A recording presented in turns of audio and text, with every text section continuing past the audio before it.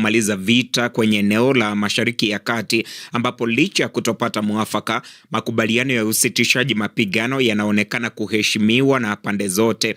Mazungumzo ambayo yalianza jana kati ya Teheran na Washington yalikuwa ya kwanza ya juu baina ya pande hizo mbili tangu mwaka 1979, Marekani ikidai mapendekezo iliyowasilisha yalikuwa ya mwisho kwa Iran kuamua. Wachambuzi wa mambo wana mtazamo gani? Eric Irungu ni mtaalamu wa siasa za kimataifa, yuko nchini Kenya.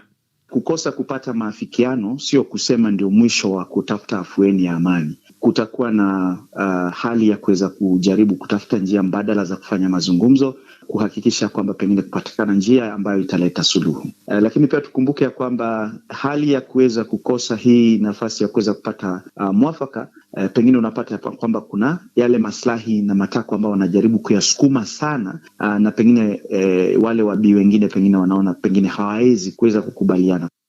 Ni mtazamo wake Eric Irungu, mtaalamu wa siasa za kimataifa.